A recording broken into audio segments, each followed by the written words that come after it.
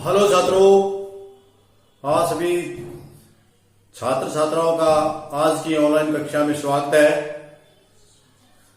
प्रिय छात्रों, हम कर रहे हैं 10वीं कक्षा के सामाजिक अध्ययन के अर्थशास्त्र भाग का पाठ नंबर 1, जिसका नाम है विकास। क्या नाम है इसका? विकास। कल इस पाठ का मैंने आपको परिचय करवाया था। इस पाठ की जो मुख्य मुख्य बातें थी उनके बारे में आपको बताया था, और आज हम कर रहे हैं। और मैंने आपको पाठ में पढ़ने के लिए दिया था, शायद आप लोगों ने अच्छे से पाठ को पढ़ा होगा, उसमें आए हुए शब्दों पर विचार किया होगा। और आज हम कर रहे हैं इसके अभ्यास के प्रश्न। अभ्यास के प्रश्न में हम चलते हैं सबसे पहले प्रश्न पर। जो प्रश्न है, सामान्यतः किसी देश का विकास किस आधार पर निर्धारित होता है? कोई भी देश है, वो देश विकसित है या विकासशील है या अविकसित है, इस चीज को हम किस पर निर्धारित करते हैं? वो कैसे जानेंगे कि किस देश का कैसा है? तो इसको जानने के लिए जो NDP United national development project है, उसके अनुसार हम 3 चीज देखते हैं। एक तो प्रति व्यक्ति आय, की जिस देश की मनुष्य की प्रति व्यक्ति आय अधिक है उसका आर्थिक विकास अधिक है। नंबर 2 पर साक्षरता दर, जिस देश की साक्षरता दर अधिक है उस देश का विकास ठीक है। और अगला देखते हैं लोगों के स्वास्थ्य स्थिति। लोगों का स्वास्थ्य जिस देश का ठीक है, जिस देश के लोगों का स्वास्थ्य ठीक है, वो ये 3 चीजें जिसमें है, प्रति व्यक्ति आय, साक्षरता दर और स्वास्थ्य, वे लोगों की स्वास्थ्य की स्थिति। यदि ये सब ठीक ठाक है तो उस देश का आर्थिक विकास ठीक मानते हैं, उस देश का विकास मानते हैं, उस देश को विकास के पथ पर मानते हैं। इसके बाद प्रश्न नंबर 2 अभ्यास जो आपकी बुक में दिया है, टेक्स्ट बुक में दिया है, वो है कि बांग्लादेश, पाकिस्तान, श्रीलंका, नेपाल, ये हमारे सब के सब पड़ोसी देश हैं। इन पड़ोसी देशों में से भारत की स्थिति है वो किसकी भारत से किसकी बेहतर है? यानी प्रति व्यक्ति आय है या हमारे से ज्यादा विकसित देश, विकासशील देश है, वो कौन सा है? हमारे से बेहतर स्थिति भारत देश की स्थिति बांग्लादेश में से, पाकिस्तान में से, श्रीलंका में से और नेपाल में से किसकी बढ़िया है? तो छात्रों, इसका उत्तर है श्रीलंका। श्रीलंका हमारा एक ऐसा पड़ोसी देश है जिसकी प्रति व्यक्ति आय हमारे देश के प्रति व्यक्ति आय से अधिक है और उसकी आर्थिक स्थिति भारत की अपेक्षा अच्छी है, जबकि पाकिस्तान की, बांग्लादेश की और नेपाल की भारत की अपेक्षा राशि करेंसी सब न्यूनतम है। इसके बाद हम चलते हैं प्रश्न नंबर पाठ्यपुस्तक के तीसरे पर, अभ्यास के तीसरा प्रश्न। तीसरा प्रश्न है, 4 परिवारों की औसत आय 5,000 रुपए है। कितनी औसत आय? 5,000 रुपए। इसका मतलब एक 5,000 रुपए प्रति व्यक्ति आए। तो हमारे 4 है परिवार, 4 गुणा में 5,000, तो आपकी होगी 20,000। कितनी आय? 20,000 रुपए होगी। 3 की क्रमशः 4,000, 7,000 और 4,000, 7,000 और 3,000 है। पहला है जो इस देश में पहला परिवार है उसकी है 4,000, दूसरे परिवार की है 3,000 और उससे अगले परिवार 7,000 और उससे अगले परिवार की 3,000। तो हमने चौथे परिवार की आय निकालनी है। तो हम कैसे निकालेंगे? सबसे पहले तो हम इसकी चारों परिवारों की कुल आय निकालेंगे। चारों परिवारों की हमारी औसत आय है, तो कुल आय निकालेंगे हम। 4 गुणा में 5,000, 20,000, 20,000 को हमारी कुल आय होगी। इसमें से हम इन तीनों को जोड़ दें, 4 और 3 11, 11 और 3 14,000। कितनी होगी? 14,000। 3 परिवार में 14,000, तो चौथे की ऑटोमेटिक बच जाएगी। ये चौथे परिवार की आय बच गई 6,000 रुपए। इस प्रकार आप इन सवालों को हल कर सकते हैं। इसके बाद आपका जो टेक्स्ट बुक में अभ्यास का प्रश्न नंबर 4 है, वह विश्व बैंक की विभिन्न वर्गों का वर्गीकरण करने के लिए किस मापदंड का प्रयोग करता है और इसकी सीमाएं क्या है? तो वर्ल्ड बैंक है वो प्रयोग करता है किस, यानी जो देश है और देखो किस प्रकार का है, गरीब है, अमीर है, कौन से विकासशील है, कौन से विकास के पथ पर है और कौन से निम्न श्रेणी के, कौन से उच्च श्रेणी के, इसको जानने के लिए वर्ल्ड बैंक ने एक प्रति व्यक्ति का मापदंड दिया था। प्रति व्यक्ति मापदंड दिया। कौन सा मापदंड दिया? विश्व बैंक ने वर्गीकरण करने के लिए किस मापदंड का प्रयोग किया? प्रति व्यक्ति मापदंड का। क्या कि प्रति व्यक्ति आय जिस देश के अधिक है वो देश है। तो इसने विश्व बैंक ने, वर्ल्ड बैंक ने 2006 में एक रिपोर्ट निकाली थी। कब? 2006 में। और उसने कहा कि जिस देश की आय 2004 में, रिपोर्ट कब निकली? 6 में, और आंकड़े कब के थे? 2004 के। 2004 में जिस देश की आय 4,53,000 या इससे अधिक प्रति व्यक्ति आय है, वह देश समृद्ध है, उस देश को हम समृद्ध देश कहेंगे। और जिस देश की आय है 3700 रुपए या इससे कम है, उस देश को निम्न आय वाला देश कहा जाएगा, कम आय वाला देश का दर्जा दिया। तो इस प्रकार जो वर्ल्ड बैंक ने अपना मापदंड बनाया, वो किसको बनाया? प्रति व्यक्ति आय को। और प्रति व्यक्ति आय के अनुसार उन्होंने 2006 में अपनी रिपोर्ट निकाली। उस रिपोर्ट में कहा गया कि 2004 के अनुसार जिस देश की प्रति व्यक्ति आय 4,53,000 प्रति वर्ष प्रति व्यक्ति है, वह देश समृद्ध है। और जिसकी 3700 रुपए प्रति वर्ष प्रति व्यक्ति आय से वह आय है या उससे कम है, तो वह निम्न आय वाला देश कहलाता है। इसके बाद हम चलते हैं, विकास को मापने के लिए यूएनडीपी का मापदंड किन पहलुओं से विश्व बैंक से अलग है? क्योंकि विश्व बैंक ने तो ये माप दिया था, विश्व बैंक ने अपना ये माप दिया है, और यूएनडीपी ने क्या दिया?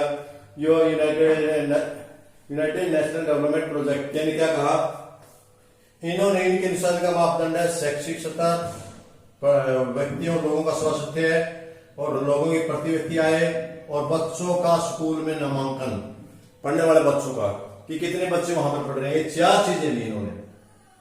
एनडीपी ने आपने जो माप माना, विकास का माप माना, उसमें शैक्षिक सत्र को, लोगों के स्वास्थ्य को, प्रति व्यक्ति आय को और बच्चों को नामांकन को शामिल किया गया है। जबकि वर्ल्ड बैंक ने सिर्फ प्रति व्यक्ति आय को ही आधार माना है।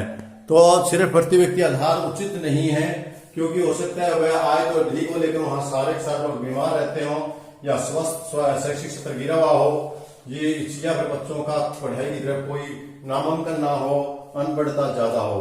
तो सिर्फ प्रति व्यक्ति ही मान लेना विकास के लिए अधिक उचित नहीं है। इसलिए जो विकास मापने का यूएनडीपी का सत्र है, उन्होंने 4 चीजों को शामिल किया। नंबर 1 शैक्षिक स्तर, नंबर 2 लोगों का स्वास्थ्य है, नंबर 3 प्रति व्यक्ति को भी शामिल किया, और इसके साथ स्कूल में पढ़ने वाले बच्चों का नामांकन। इसके साथ अभ्यास का एक और प्रश्न हम इसके साथ करते हैं, वह है हम औसत का प्रयोग करते हैं तथा सीमाएं बताइए। हम औसत का प्रयोग क्यों करते हैं? जो हम निकालते हैं प्रति व्यक्ति औसत आय, ये क्यों निकालते हैं तथा इसकी सीमाएं क्या है, ये दोनों बातों पर हम चर्चा करेंगे। सबसे पहले हम जानते हैं कि औसत का प्रयोग क्यों करते हैं। औसत का प्रयोग हम एक देश की स्थिति दूसरे देश से जानने के लिए करते हैं। विद्यार्थियों, ये हो सकता है एक बहुत बड़ा देश है, उसकी राष्ट्रीय आय तो बहुत ज्यादा हो सकती है, लेकिन जनसंख्या के हिसाब से प्रति व्यक्ति आय उसकी कम है। तो एक देश छोटा सा है, लेकिन उसकी राष्ट्रीय आय उस देश की अपेक्षा कम है, लेकिन जनसंख्या कम होने के कारण प्रति व्यक्ति आय उसकी ज्यादा है।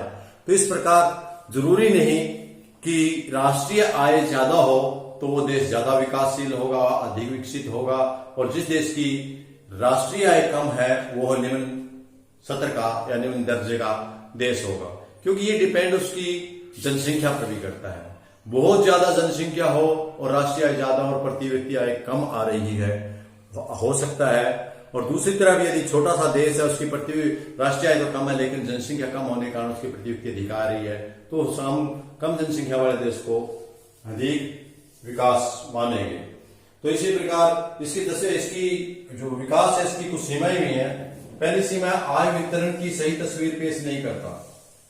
जब हम प्रति व्यक्ति आय का मापदंड लगाते हैं, यह मापदंड में प्रति व्यक्ति आय निकली, हो सकता है किसी व्यक्ति की तो बहुत ज्यादा आय हो और किसी व्यक्ति की बहुत कम आय हो। इस प्रकार ये हम इसको सही दृष्टिकोण नहीं मान सकते। और दूसरा है अभौतिक पदार्थों और सेवाओं। अभौतिक पदार्थ या अभौतिक वस्तुएं कौन सी होती हैं? जो अदृश्य हैं या सेवाएं हैं, इनकी जानकारी की पूरी जानकारी हमें औसत से नहीं पता चलता कि कितनी है। तो इस प्रकार हम ये देखते हैं कि जो औसत का हम प्रयोग करते हैं वह एक देश की तुलना दूसरे देश के साथ तुलना करने में करते हैं, तथा इसकी जो सीमाएं है वह आय वितरण की सही तस्वीर न पेश करना, भौतिक पदार्थों और सेवाओं को शामिल न करना। मैं एक उदाहरण के द्वारा आपको ये समझाने का प्रयास कर रहा हूं।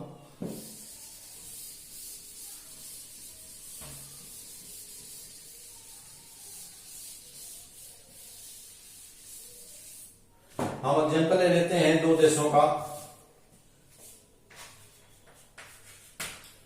हम पहले ले लेते हैं 2007 के नागरिकों का की मासिक आय।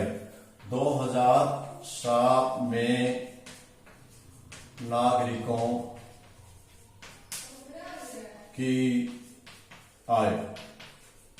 ये टॉपिक है हमारा, और इस टॉपिक में ये ले लेते हैं हम देश। देश, एक देश ले लेते हैं हम देश कै ले लिया, और दूसरा ले लेते हैं हम देश खै, और इसके बाद देश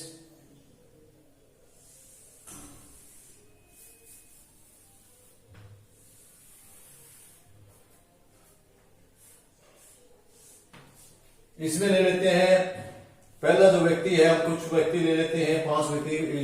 एक इसमें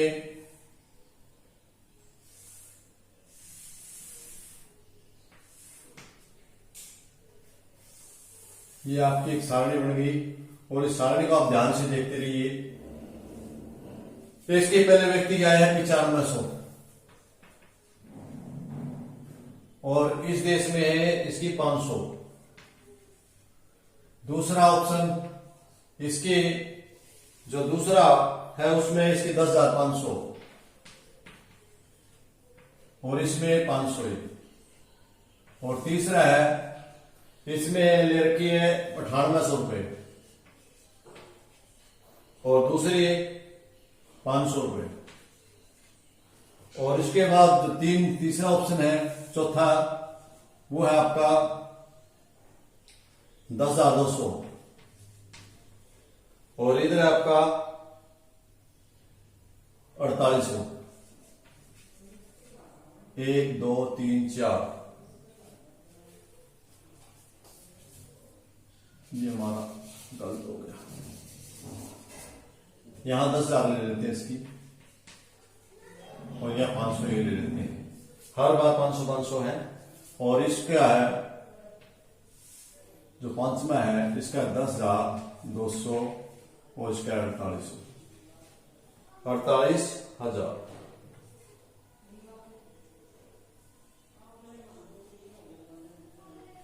अब छात्रों इनका औसत निकाले आप। यदि इस देश का कै देश है, इस देश का यदि हम औसत निकालते, इसका भी 10,000 आता है, और इसका औसत निकालेंगे, इसका भी 10,000 आता है।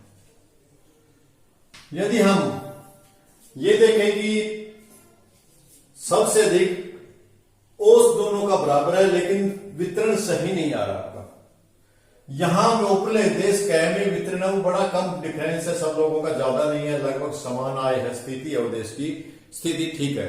लेकिन जो खै देश है इसमें देखें आप, एक व्यक्ति तो बहुत ज्यादा 48,000 ले रहा है, और दूसरे 500 ले रहे हैं। इसका मतलब क्या हुआ कि आय का वितरण है वो सही नहीं है, बहुत ज्यादा अमीर और गरीब है। एक तरफ बहुत ज्यादा अमीर है, दूसरी तरफ बहुत ज्यादा गरीब है। तो यदि आप ये स्थिति देखेंगे तो आप इस देश में रहना पसंद करेंगे खै में। और यदि आप समान देश देखेंगे, भिक्षा आय सबसे बराबर क्या है, जो वितरण आय का वितरण सही है, तो आप कै देश में रहना पसंद करेंगे। क्योंकि इस देश में जो अमीरी गरीबी की खाई वो ज्यादा है, जबकि यदि हम आर्थिक विकास हमारा मापदंड क्या कहता है कि दोनों देश सही हैं, इसमें भी 10,000 प्रति व्यक्ति आय, इसमें भी 10 प्रति व्यक्ति आय है। लेकिन वास्तविक स्थिति हमें यदि हम औसत के हिसाब से देखें, जो मैं हमने सीमाएं कराई थी आपको, तो उसकी यही सीमा है। क्योंकि उसमें पहले हमने सीमा बताई थी कि आर्थिक स्थिति की तुलना में आय वितरण की सही तस्वीर पेश नहीं है। इसमें आय वितरण यहां इस देश में जबकि इसका 10,000 आया, औसत वही है, फिर भी इसका जो वितरण है उसमें डिफरेंस कम है, जबकि इसका भी 10,000 है, लेकिन इसका डिफरेंस दिन रात का है। इसके साथ साथ भौतिक पदार्थों का इसमें जिक्र नहीं हुआ है, तो ये तुलनाएं हैं। इस प्रकार आप इस सवाल को समझ सकते हैं। तो इस प्रकार स्टूडेंट्स, आज की कक्षा में इतना ही। ये हमारा आज का पार्ट 2 था, इसका विकास पाठ का पार्ट 2, और कल की वीडियो में हम करते हैं पार्ट 3। तो आज बच्चों को क्लास अटेंड करने के लिए आपका बहुत बहुत धन्यवाद। देखते रहिए, करते रहिए, सीखते रहिए और आगे बढ़ते रहिए। जय हिंद।